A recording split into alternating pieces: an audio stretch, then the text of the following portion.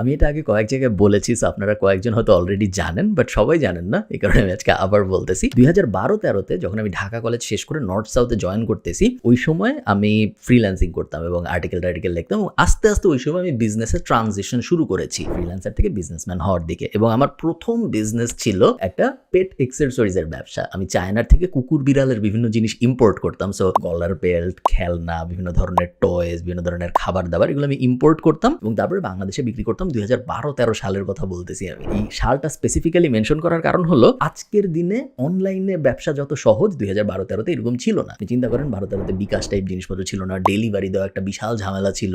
আজকে যেরকম মানুষ অনলাইনে কোনো একটা কিছু অর্ডার দিতে কমফোর্টেবল ফিল করে, 2012-13-তে কিন্তু বাংলাদেশের মানুষের এইরকম কমফোর্ট ছিল না যে আমি অনলাইনে কিছু একটা অর্ডার দিব, ওটা আমার বাসায় চলে আসবে, কোনো সমস্যা নাই। ওই সময়ের মধ্যে আমি ব্যবসাটা শুরু করি এবং ব্যবসাটা আমি খুব তাড়াতাড়ি মাসে 50,000 টাকা, 60,000 টাকা এই পর্যায়ে নিয়ে যাই। এবং ইভেনচুয়ালি আমি ব্যবসাটা বিবিসির এক কর্মকর্তার কাছে আমার মনে আছে বিক্রি করে দেই। কারণ তখন আমি ভাবছিলাম আমি ব্যাচেলর করবো বিদেশে, এবং 4.5 লাখ টাকা বা 4 লাখ টাকা এরকম আমি পাই বিক্রি যখন করি, ইনভেন্টরি সহ বিক্রি করি আমি। এবং আমার তখন ব্যাংক অ্যাকাউন্টও ছিল না প্রপার, আমার মার অ্যাকাউন্টে আমার টাকাটা নিতে হয়, আমার মনে আছে। আজকের এই ভিডিওতে আমরা কিছু ইম্পোর্ট বেসড বিজনেস আইডিয়া নিয়ে কথা বলবো, যে বিজনেস আইডিয়াগুলোর দুইটা কি বেনিফিট আছে। এক নাম্বার হইলো এই বিজনেস আইডিয়াগুলো সহজ এবং যে কেউ শুরু করতে পারে, এবং সেকেন্ড কি কম্পোনেন্ট হলো এই বিজনেস আইডিয়াগুলো শুরু করতে খুব বেশি টাকার প্রয়োজন হয় না। আইডিয়াগুলোতে যাওয়ার আগে জানিয়ে রাখি, এই ভিডিওর প্রত্যেকটা আইডিয়া চায়না রিলেটেড হয় এবং ইম্পোর্ট কেন্দ্রিক হয়। প্রতিটা ব্যবসায়ী আপনি শুরু করতে পারবেন বাংলাদেশের অন্যতম cross border B2B e commerce company China online বিডির মাধ্যমে। শুধু এই আইডিয়াগুলো হইতে হবে তা না, আপনার যদি কোনো এক্সিস্টিং বিজনেস থেকে থাকে, বা এক্সিস্টিং আইডিয়া থেকে থাকে, বা এক্সিস্টিং প্রোডাক্টের আইডিয়া থেকে থাকে, এবং আপনি চায়নার থেকে কোনো কিছু ইম্পোর্ট করার ব্যাপারে হেল্প খুঁজতেছেন, হোক সেটা নর্মাল কিছু অথবা কোনো কাস্টমাইজেবল কিছু, যে আপনার কোম্পানির নাম বা লোগো বসায় আপনি 100 কলম নিয়ে আসবেন বা এরকম যে কোনো কিছু, আপনি সেই ক্ষেত্রে চায়না অনলাইন বিডি থেকে কিন্তু এই কাজগুলো করতে পারেন। ওদের প্রায় 20 কোটি ক্যাটাগরির প্রোডাক্ট আছে, 10 লাখ ভেরিফাইড সাপ্লায়ার আছে, এবং ওরা অন্য যে কারোর থেকে কম দামে চায়নার থেকে বাংলাদেশে প্রোডাক্ট ইম্পোর্ট করার গ্যারান্টি দেয়। ওদের ওয়েবসাইটের আরেকটা খুব ইন্টারেস্টিং ব্যাপার হলো রিভার্স ইমেজ সার্চ। আপনার হাতে যদি কোনো প্রোডাক্টের ছবি থাকে, বা আপনি যদি কোনো প্রোডাক্টের ছবি দেখে থাকেন ফেসবুকে বা অনলাইনের যে কোনো জায়গায়, আপনি ওই ছবিটার একটা স্ক্রিনশট নিয়ে ওদের ওয়েবসাইটে যে ইমেজের বাটনটার উপরে চাপ দিয়ে রিভার্স ইমেজ সার্চ দিয়ে ওই প্রোডাক্টটা খুঁজে বের করতে পারবেন। মেইন যে সমস্যাগুলো হয় চায়না থেকে ইম্পোর্ট করার সময়, যে ইউনিক প্রোডাক্ট খোঁজা, প্রপার সাপ্লায়ার খোঁজা, এবং বাংলাদেশের টাকায় আমি কিভাবে চায়নায় পেমেন্ট করবো, এই তিনটেই মেইন সমস্যা। আরেকটা হলো ডেলিভারি। এই প্রত্যেকটা সমস্যাই চায়না অনলাইন বিডি সলভ করে, যে কারণে ওদের সাথে কাজ করে আমার ধারণা আপনার এক্সপিরিয়েন্স খুব স্মুথ হবে। অর্ডারের 12 থেকে 24 দিনের মধ্যে প্রোডাক্ট চলে আসে বাসে, এবং ওদের যেহেতু চায়নাও ওয়্যার হাউস আছে, বাংলাদেশেও ওদের অফিস আছে, পুরো জার্নিতে তেমন কোনো অবস্ট্যাকল ফেস করতে হয় না। যাক, আপনার যদি চায়না বিষয়ক বা চায়নার থেকে ইম্পোর্ট বিষয়ক যে কোনো ধরনের হেল্প লাগে, আমি ওদের ফেসবুক পেজ, ওদের ওয়েবসাইট, ওদের অ্যাপও আছে, সবকিছু বিস্তারিত আমার এই ভিডিও ডেসক্রিপশনে দিয়ে দিব, আপনি ওদের সাথে কথা বলে দেখতে পারেন। চলেন ভিডিওতে যাওয়া যায়। আচ্ছা, আইডিয়াগুলো বলার আগে আমি একটা ফিলোসফি বোঝাই আপনাদের, যে ফিলোসফিটা না বুঝলে আপনি এই বিজনেস করে খুব বড় লোক হইতে পারবেন না, ইম্পোর্টের বিজনেস স্পেসিফিক্যালি। সেটা হলো, যখনই আপনি কোনো একটা কিছু ইম্পোর্ট করতেছেন, আপনার একটা খুব ইম্পর্টেন্ট জিনিস মাথায় রাখতে হবে, সেটা হলো এই প্রোডাক্টটা যখন আমি বেচবো তখন আমার মার্জিন কত হবে, এক্সক্লুডিং ফেসবুক অ্যাড। বাংলাদেশে আপনি যখনই, স্পেশালি আমি যে আইডিয়াগুলো নিয়ে কথা বলবো ওগুলো তো বটেই, বাট ওগুলার বাইরেও আপনি যখন বাংলাদেশে চায়নার থেকে কোনো একটা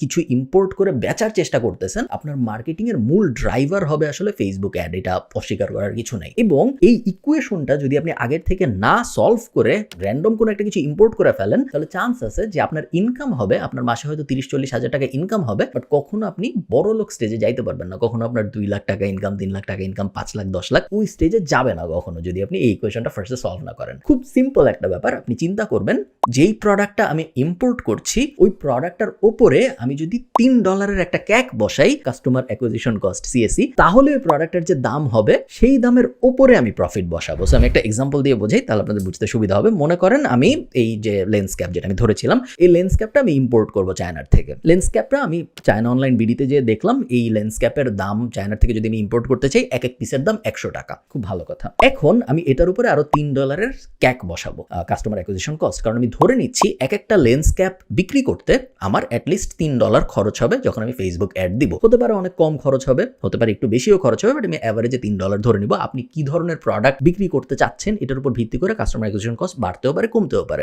একটা গাড়ির ক্ষেত্রে কাস্টমার অ্যাকুইজিশন কস্ট $70 হইলেও কোনো সমস্যা নাই, আবার একটা লেন্স ক্যাপের ক্ষেত্রে যদি ওটা $2 হয়ে যায় সেক্ষেত্রে কিন্তু সমস্যা আছে। সো এই হিসাবটা আপনার করতে হবে। সো আমরা কি করবো, আমরা ফার্স্টে বুঝলাম যে এই লেন্স ক্যাপটার দাম ইম্পোর্ট করতে আমার লাগবে $100, এটার উপরে আমি আরো $3 বা $300 কস্ট বসাবো, মার্কেটিং কস্ট। সো এটা হলো $400। আমার $400 কিন্তু প্রোডাক্টের কস্ট। এই $400 উপরে আমি ওভারহেড বসাবো। সো ওভারহেড কি, আমার এই পুরো বিজনেসটা ম্যানেজ করতে যে টাকা খরচ হচ্ছে ওটার একটা পার্সেন্টেজ আমি এই প্রোডাক্টটাকে দিব। তো ধরেন আরো $30 আমি অ্যাড করলাম। সো $430 হইলো এখন আমার এই প্রোডাক্টের পুরা কস্ট। এখন আমি চিন্তা করব এই প্রোডাক্টটা কি আমি 600 বা 700 টাকায় বেচতে পারবো নাকি, কারণ এই প্রোডাক্টটা বানাইতে আসলে কিন্তু আমার $100 লাগে নাই, ইম্পোর্ট করতে $100 লাগে নাই, আমার এই প্রোডাক্ট ইম্পোর্ট করতে $430 লাগছে যখন আমি সব কস্ট যোগ দিছি। যদি উত্তর হয় হ্যাঁ যে এই প্রোডাক্ট 700 টাকায় যদি মানুষ ফেসবুকে দেখে তাহলে কেউ একজন কিনবে, যদি উত্তর হয় হ্যাঁ তাহলে আমি এই প্রোডাক্ট ইম্পোর্ট করব, যদি উত্তর হয় না তাহলে আমি এই প্রোডাক্ট ইম্পোর্ট করব না। কারণ যদিও এই প্রোডাক্টটা আমার আপাত দৃষ্টিতে মনে হয়েছে যে এটা একটা ভালো প্রোডাক্ট, আমি যখন সব কস্ট যোগ দিছি তখন কিন্তু এই প্রোডাক্টটা আর ভালো প্রোডাক্ট থাকে নাই। এই ব্যাপারটা একটু মাথায় রাখবেন যখন আপনি যে কোনো ধরনের প্রোডাক্ট ইম্পোর্ট করার কথা ভাববেন, যেন পরে আপনি কোনো একটা ঝামেলায় না পড়ে যান। 1 নম্বর আইডিয়া, এনিথিং কাস্টমাইজেবল। কাস্টমাইজেবল আইটেমসের যুগ চলতেছে, স্বর্ণযুগ গত 3-4 বছর ধরেই চলতেছে, এবং এই কাস্টমাইজেবল আইটেমের স্বর্ণযুগ শেষ হয়ে যাবে এনি টাইম সুন, এটা আমার মনে হয় না, আরো অনেক দিন চলবে। বাট এখানে একটা ব্যাপার আপনার মাথায় রাখতে হবে, কাস্টমাইজেবল আইটেমসের যে ট্র্যাডিশনাল দুনিয়া এটার থেকে আপনার একটু বাইরে চিন্তা করতে হবে। ট্র্যাডিশনাল দুনিয়া কি, একটা ফোন কভারের কাস্টম ডিজাইন করা বা একটা টি শার্টের উপরে একটা কাস্টম ডিজাইন বসানো, এগুলো হলো ট্র্যাডিশনাল চিন্তা। আপনার একটু ইউনিক অ্যাঙ্গেলে যেতে হবে, এবং এখন যাই ইউনিক তা আবার 5 বছর পরে যে ট্র্যাডিশনাল হয়ে যাবে। সো আপনার ওইভাবে চিন্তা করে নিতে হবে যে ইউনিক জিনিসটাকে এই মুহূর্তে আমার যেসব ইউনিক মনে হচ্ছে তার মধ্যে হতে পারে কাস্টমাইজ জুতা। সো রেগুলার জুতার উপরে আমি আমার নাম বা লোগো বা কোনো একটা ইউনিক মডিফায়ার বসাইতে পারবো। তো আমি মানুষকে বলতে পারবো যে এই হলো জুতার রেডি, এটার উপরে আপনি আপনার ইচ্ছা মতো নাম বসাতে পারবেন বা আপনার ইচ্ছা মতো কোট বসাইতে পারবেন যদি আপনি চান। ওটা একটা কাস্টমাইজেবল অপশন হইতে পারে। আরেকটা হতে পারে, আমি ওদিন ভাবছিলাম যে অনেক মানুষ থাকবে যে চশমার সাইডে, গ্লাসের সাইডে কিন্তু কাস্টমাইজেবল জিনিসপত্র লেখা সম্ভব, এবং এটারও একটা মার্কেট থাকতে পারে যেহেতু অনেক মানুষ চশমা পরে বাংলাদেশে। অথবা অবভিয়াস চয়েস যেটা, সেটা হলো স্টেশনারি। আমি এডজিতে দেখতেছিলাম যে স্টেশনারি আইটেমের মধ্যে বইয়ের উপরে স্ট্যাম্প করার আইটেমের বিক্রি এখন সবচেয়ে বেশি। তো যারা বই কিনে তাদের অনেকেই বইয়ের উপরে মার্ক বসায় যে এই বইটা আমার। বেশিরভাগ মানুষ লেখে যে বইয়ের প্রথম পেজে, আপনারা দেখবেন, আপনারা যারা বই পড়েন জানেন যে অনেকে নাম লিখে রাখে। এই নামের একটা অল্টারনেটিভ চলে আসছে stamping. So unique stamp import করার ব্যাপারটাও কিন্তু আপনি মাথায় রাখতে পারেন। Anything customisable in general works. আপনাদের একটা ইন্টারেস্টিং জিনিস দেখাই, এটা হলো সেন্টেড ক্যান্ডেলস এর ইন্টারেস্ট ওভার টাইম, এবং দুইটা ব্যাপার আমি আপনাদের দেখাবো। একটা হলো অবভিয়াস সেন্টেড ক্যান্ডেলস এর ইন্টারেস্ট পুরা ওভার টাইমে কিরকম হচ্ছে এটা তো আমি আপনাদের দেখাচ্ছি। আরেকটা ব্যাপার হলো, আমি যে আপনারা গুগল ট্রেন্ডসে একটু ঘাটাঘাটি করেন, আপনার যে প্রোডাক্টের আইডিয়া, আপনার যে আইডিয়া আপনার মাথায় আসছে ওই আইডিয়াটা গুগল ট্রেন্ডস এর ভেতরে দিয়ে আপনি দেখেন যে ট্রেন্ডটা কি আসলে going upwards or going downwards, ট্রেন্ডটা কি স্টেবল নাকি ট্রেন্ডটা অনেক ওঠানামা করে। কারণ ওটার উপরে ডিপেন্ড করবে যে মানুষের আপনার ওই প্রোডাক্টের উপরে আগ্রহ আছে নাকি নাই। যদি না থাকে তাহলে প্রোডাক্ট ইম্পোর্ট করা মনে হয় খুব একটা ভালো আইডিয়া হবে না। সেন্টেড ক্যান্ডেলস আপনারা দেখতে পাচ্ছেন যে গ্রোয়িং একটা প্রোডাক্ট, এবং এই প্রোডাক্টের আরেকটা ইউনিক ফিচার হলো এই প্রোডাক্টটা একটা ফিমেল মার্কেট টার্গেট করা প্রোডাক্ট। সেন্টেড ক্যান্ডেলস এর বাংলা এক্সাক্ট হবে হয়তো সুগন্ধি, মোমবাতি টাইপ জিনিসপত্র। এটা একটা ফিমেল ওরিয়েন্টেড প্রোডাক্ট। মেয়েরা এই প্রোডাক্টটা বেশি কিনে, এবং সাধারণত অনলাইনে আমরা জানি যে মেয়েরা যেই প্রোডাক্ট বেশি কিনে সেইটা বিক্রি করা একটু সহজ কম্পারেটিভলি ছেলেরা যে জিনিসটা বেশি কিনে, কারণ ছেলেরা একটু লজিক্যাল হয়, মেয়েরা একটু ইমোশনাল হয়। জাস্ট বেস অ্যাজাম্পশন, অনেক ভ্যারিয়েশন থাকতে পারে, আপনারা কেউ রাগ হয়ে যায় না, জাস্ট মার্কেটিং এর দৃষ্টিকোণ থেকে বলতেছি পুরো ব্যাপারটা। তো scented candles is a good product for 3 reasons আমার মতে। 1 নম্বর রিজন হইলো ফিমেল অডিয়েন্স, সো বিক্রি করা একটু সহজ। সেকেন্ড রিজন হইলো গ্রোয়িং অন গুগল ট্রেন্ডস এবং স্টেবল, সো ট্রেন্ড কখনো চলে যাবে খুব তাড়াতাড়ি সময়, 5 বছর পর আপনার বিজনেস নাই হয়ে যাবে, এরকম হওয়ার একদমই চান্স নাই। এবং আরেকটা মেজর রিজন হইলো সেন্টেড ক্যান্ডেলস এক্সপায়ার হয়, সো রিপিট পারচেসের চান্স বেশি। ক্যান্ডেল যদি কেউ জ্বালায় তাহলে ক্যান্ডেল তো আস্তে আস্তে শেষ হয়, এবং যদি শেষ হয় এবং সে যদি এমন হয় যার ক্যান্ডেলস অনেক ভালো লাগে, সে তাহলে আবার কিনবে। সো রিপিট পারচেসের চান্স বেশি, এবং প্রথমবার যদি তার ভালো লাগে আপনার কাছ থেকে কিনে, সেকেন্ড বারও সে আপনার কাছ থেকেই কিনবে। তো অনেক ইনোভেশনের সুযোগ আছে এই জিনিসটার মধ্যে, আপনারা ইম্পোর্টের জন্য দেখতে পারেন। এবং ইম্পোর্টের ক্ষেত্রে দেখার সময় আরেকটা ব্যাপার আমরা মাথায় রাখবেন, আমি আপনাদের এখানে একটা জিনিস দেখাই যেটা আমি খুঁজে বের করছি অ্যাকচুয়ালি চায়না অনলাইন বিডির থেকেই। এই প্রোডাক্টটার অনেক আপসেল ডাউনসেল টাইপ অপশনস আছে। সো আপনি যখন মোমবাতি বিক্রি করবেন, আপনার শুধুই মোমবাতি বিক্রি করতে হবে জরুরি না। আপনি দেখতে পাচ্ছেন যে এখানে আমি একটা মোমবাতির হোল্ডারের ছবি ওপেন করে রাখছি এবং এই হোল্ডারটা আমার কাছে বেশ ইউনিক একটা হোল্ডার মনে হয়েছে এবং যারা মোমবাতি কিনবে একটা চান্স আছে তারা হোল্ডারও কিনতে চাইতে পারে এবং হোল্ডার যখন তারা কিনবে আপনি তাদের বেসিক নর্মাল হোল্ডার না বেচে এরকম ইউনিক জিনিসপত্র যদি অফার করেন সেক্ষেত্রে আপনি দেখবেন আপনি অনেক বেশি দাম চার্জ করতে পারতেছেন এবং এই হোল্ডারটা কিন্তু খুব দামি না। আমি যখন দেখছিলাম চায়না অনলাইন ভিডিওতে এটা সম্ভবত 30-40 টাকা এরকম ছিল পার পিস এবং আমি শিওর এটা খুব ইজিলি 800 থেকে 900 টাকায় বিক্রি করা সম্ভব। 3 নম্বর যে জিনিসটা নিয়ে আমি যে আপনারা একটু চিন্তা করেন সেটা হলো ক্রিয়েটিং বেবি এডুকেশন ইকোসিস্টেম। বাংলাদেশের টয় মার্কেট ইন্টারন্যাশনালিও অনেক ক্ষেত্রে সত্য, বাট বাংলাদেশে একটু বেশি সত্য যেহেতু বাংলাদেশের বেশিরভাগ মার্কেটই এখনো আনঅর্গানাইজড। বাংলাদেশের টয় মার্কেট একদমই আনঅর্গানাইজড।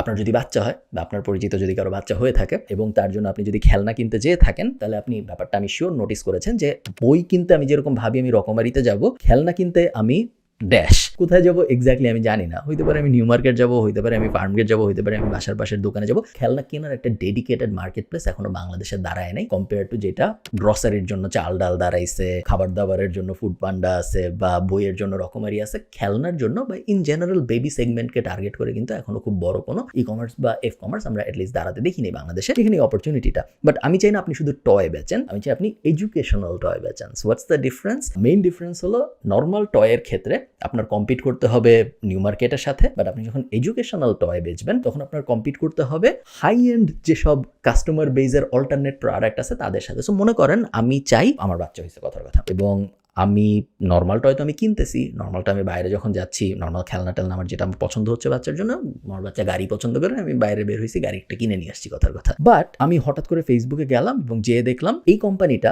একটা বক্স বানায় দেয়, একটা বক্স পাঠায় আমার বাসায়, যে বক্সটার ভিতরে একটা দাবার সেট আছে এবং 5 বছরের বাচ্চারা বুঝতে পারে এমন ভাবে দাবার ইনস্ট্রাকশন লেখা আছে যে কুইনের কাজ কি, ঘোড়ার কাজ কি, সৈন্যর কাজ কি, একদম বাচ্চারা যাতে খুব সহজে বুঝতে পারে এইভাবে পুরো ইনস্ট্রাকশনটা লেখে একটা ম্যানুয়াল দেওয়া, সাথে ম্যানুয়ালের ভিতরে একটা বারকোড বসানো বা একটা কিউআর কোড বসানো, যেটা স্ক্যান করলে ওই স্ক্যানটা একটা ভিডিওতে নিয়ে যাবে আমাকে, যে ভিডিওতে আমি দেখতে পারবো একটা কার্টুন দাবা খেলার ব্যাপারটা এক্সপ্লেইন করতেছে। সো একটা টোটাল এডুকেশনাল ইকোসিস্টেম আমি বানায় দিচ্ছি ওই বাচ্চাটার জন্য, যেটা একটা প্যারেন্টের কেনার প্রবাবিলিটি অনেক বেশি এবং ওই প্যারেন্টের আপনাকে বেশি টাকা দেওয়ার প্রবাবিলিটি অনেক বেশি। একটা খেলনা যদি আপনি বেচতেন ওই প্যারেন্টটা আপনাকে 1000 বা 2000 টাকার বেশি হয়তো দিত না, বেশিরভাগ সময় হয়তো 500 টাকার বেশি দিতে চাইতো না। বাট আপনি যখন এই দাবার এডুকেশনাল ইকোসিস্টেমটা বেচতেছেন তখন আপনি খুব সহজেই ওই প্যারেন্টের কাছ থেকে 5000 টাকা নিতে পারতেছেন, কারণ এটা একটা ইউনিক এক্সপিরিয়েন্স, যে এক্সপিরিয়েন্সটা সে অন্য কোথাও থেকে বাংলাদেশে অ্যাটলিস্ট পাবে না। দাবা দিয়ে হইতে হবে জরুরি না, জাস্ট এক্সাম্পল হিসেবে বললাম। আপনাদের আরেকটা জিনিস দেখাই, একটা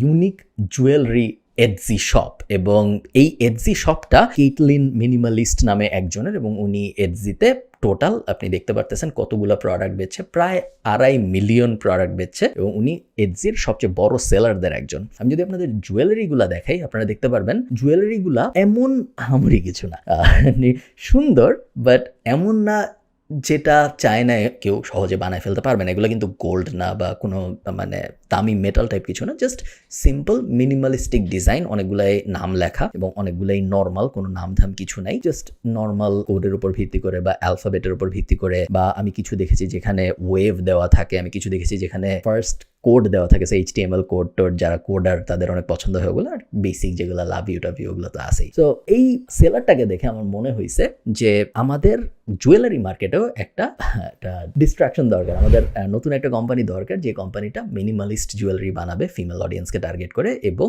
বেসিক্যালি উনাকে কপি করে উনার একটা বেটার ভার্সন বানাবে, এবং এই বেটার ভার্সনটা বাংলাদেশের ম্যাস অডিয়েন্সের মধ্যে টার্গেট না করে বাংলাদেশের একটু ইউনিক প্রোডাক্ট যারা ট্রাই করতে চায়, যারা ট্র্যাডিশনাল জুয়েলারির বাইরে যেতে চায়, সো ট্র্যাডিশনাল জুয়েলারি বলতেছি ফ্যান্সি শোনাচ্ছে বাট বেসিক্যালি সোনা, গোল্ডের বাইরে যারা যেতে চায়, ইয়েট ইন্টারেস্টিং জিনিসপত্র পড়তে চায় এবং কুল লুকিং মডার্ন লুকিং জিনিসপত্র পড়তে চায়, তাদের জন্য আই থিঙ্ক একটা ব্র্যান্ড বানানো সম্ভব। একটু রিসার্চ করতে হবে আপনার, চায়নায় অনেক কোম্পানি আছে যারা জুয়েলারি বানায় দেয়, তাদের ডিজাইন দিলে আপনার হয়তো একটু এক্সপেরিমেন্টাল ফেজের মধ্যে দিয়ে যেতে হবে, সো একটু কঠিন কম্পেয়ার টু ডাইরেক্ট একটা লাইট এনে লাইট বিক্রি করা শুরু করা, বাট যেহেতু কঠিন এই কারণেই আপনি জুয়েলারিতে অনেক বেশি প্রোডাক্টের প্রাইস চার্জ করতে পারতেছেন, এবং আমার ধারণা একবার যখন পছন্দ হয়ে যাবে মানুষের তখন ওয়ার্ড অফ মাউথ এটাই যত বেশি পাওয়া যাবে তত অন্য কোনো কিছুতে পাওয়া যাবে না। এই তো শেষ এই ভিডিও। আমার কাছে আরো কিছু আইডিয়া ছিল যেগুলো ক্রাফট সাপ্লাই রিলেটেড বা বই রিলেটেড, বাট এই ভিডিওটা যেহেতু অনেক বড় হয়ে গিয়েছে আমি আর ওই আইডিয়াগুলো নিয়ে এই ভিডিওর মধ্যে কথা বলছি না। আপনারা যদি চান আমি আরো কিছু ইম্পোর্ট টাইপ আইডিয়া আপনাদের সাথে শেয়ার করি তাহলে আপনারা অবশ্যই আমাকে কমেন্টে জানাবেন এবং আমি শেয়ার করার চেষ্টা করবো। ভালো থাকেন সবাই, সবার সাথে আমার দেখা হবে পরের কোনো একটা ভিডিওতে।